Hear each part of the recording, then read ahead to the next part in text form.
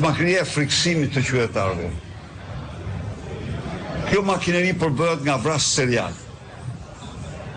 Përbëhet nga kartele droge që disponojnë miliarda euro. Vetëm një prej tyre ka transferuar nga Dubai në bankat e Europës 3 miliard euro. Kanë parat pa fund. Janë vendimarrës kryesor.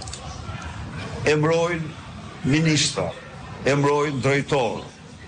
Ditën e zgjedhjeve, një nga bashkëpunëtorët e mi i thot ambasadorit Bashkimit Evropian, ambasador thot në filan vend janë banditës s'po lanë me votue. Ambasadori kthej thot po më sillen policë si bandit, po lerë banditin, po merr në policë po sillen si bandit. Dhe tha një të vërtetë ambasadori. Policë e bandit nuk dalloheshin më, sepse bashkëpunorin. Këto banda që janë njëra prej tyre e Durrësit, Durrës janë 2-3, po kryesorja ka portin. Vitin 2020 Edi Rama u ka dhënë portin Troplinëve. Troplinët janë banda me fuqishme. Kanë portin, nga viti 2023 gjerë sot, nuk është kap 1 kilogram kokain nga porti i Durrës. Porti i Durrës është port i lirë për kokaina. Port i lirë për kokaina.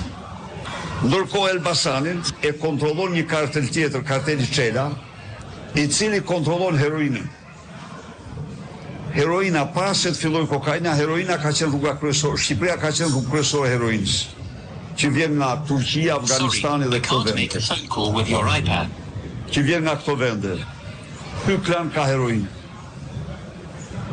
Ky klan është miliardierë.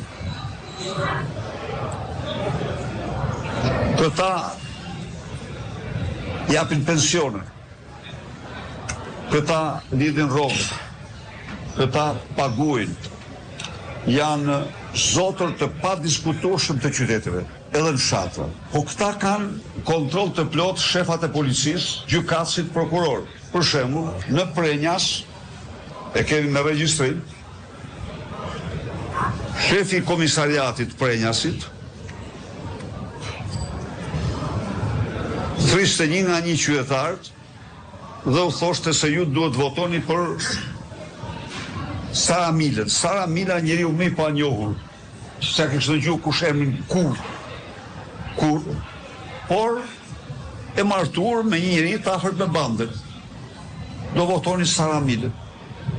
Dhe këta nga një shefi duke bërë fushat për llogaritë të Suelçels, të këtij kryebanditi. Në zyrën e kryeministrit ka një person, ky quhet Ergys Agasi. Ky koordinon bandat.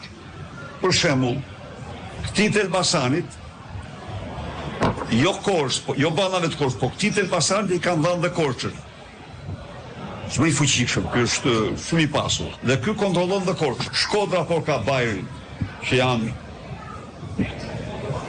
dhe një 10 ose 12 vrasje të regjistruara. Lushnjë ka hakmarrjen për drejtësi. Hakmarrja për drejtësi në dosjen e dënimit, se kanë qenë dënuar për jetë, ka liruar Edi Rama, të gjithë me ndërhyrjen e vet. Sot ata kanë zëvendësuar Aldo Bar në Lufjan, zotrit e Lushnjës.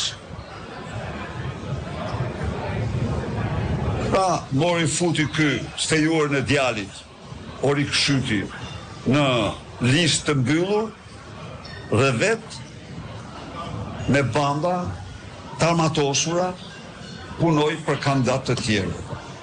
Për dy, një Xenokrosi dhe i tjetër që i çoi Belinda, një tjetër ishte nga Lushnja.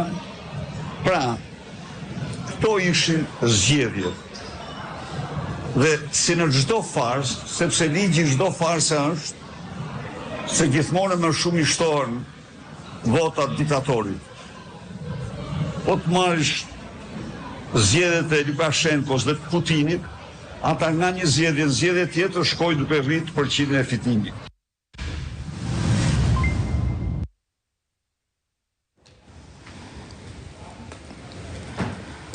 Do të shkojmë në këtë çast me pamje të drejtë për drejta nga seanca plenare